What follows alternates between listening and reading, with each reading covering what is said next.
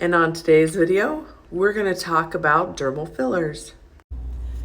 There are many different types of filler brands out there. I use Juvederm because it can be used with Botox, but there's like Radiase, Ristylane, among others.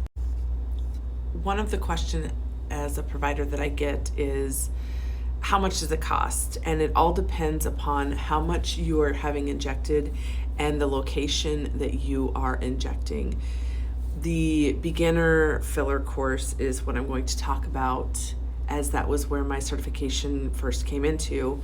And that was for the nasolabial fold and the marionette lines. So this area right here, and then this area down here. That's where we first learned to inject in our basic filler class.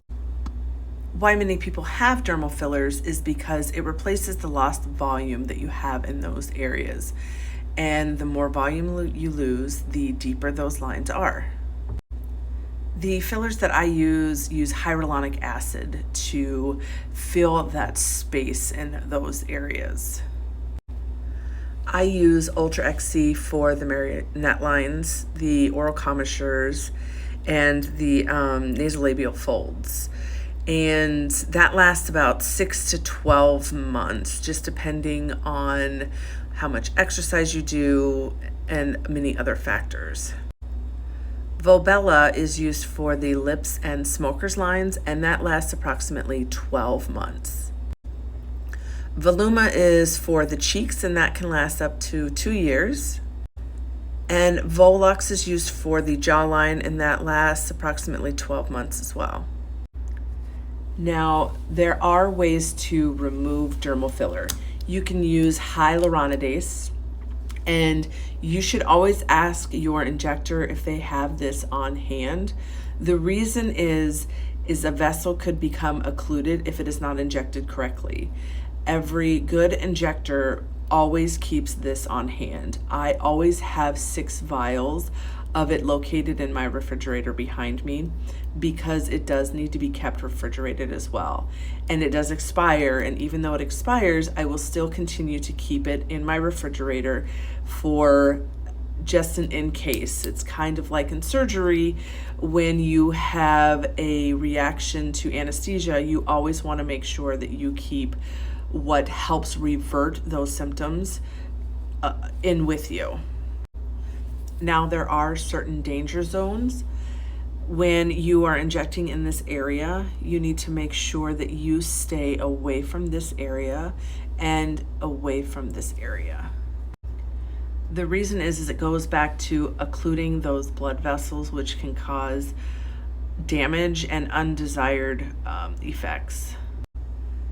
Good injectors will make sure that they inject slowly and in a consistent manner. They also make sure that they use small syringes, and they do it in a continuous motion. One thing that I would recommend is, when you set up your appointment with an injector, is you ask if they have the hyaluronidase. And if they don't, I would consider making an appointment with a provider that does have this on hand, just for your safety.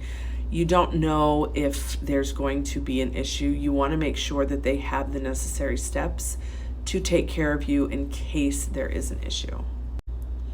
Now, before having your appointment, you should also have pre and post-op instructions. So 1 week before having your dermal filler, just like your Botox, you should stop any fatty acids.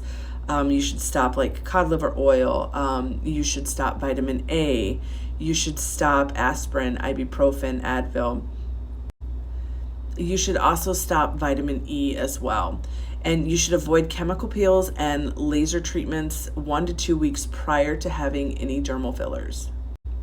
The same thing goes for your post-op instructions. You should have 24 hours from beginning strenuous exercise, and then sun exposure, including tanning beds, extreme cold. You should also avoid massaging the areas, and then you should also avoid laying flat on your face. And then 48 hours after your procedure is when you can resume your aspirin, ibuprofen, your cod liver oil, your flax oil, your vitamin A, your vitamin E. The reason for this is it elicits an inflammatory response, and that is why you want to avoid those for 1 week prior and then 48 hours after you have this procedure done. Now, the nice thing about the new technology that we brought in actually eliminates the need to have fillers.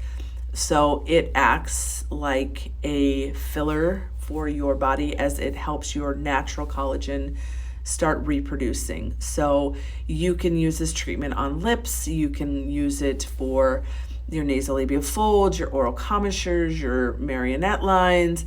You can use this treatment all over your face, your neck, your décolletage, your hands, and any other area that you would want to rebuild your collagen.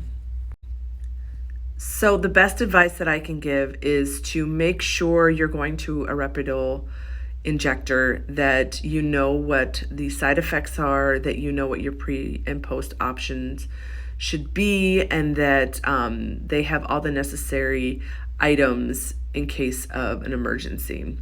You guys have a great, grand, wonderful day, and I'll see you tomorrow.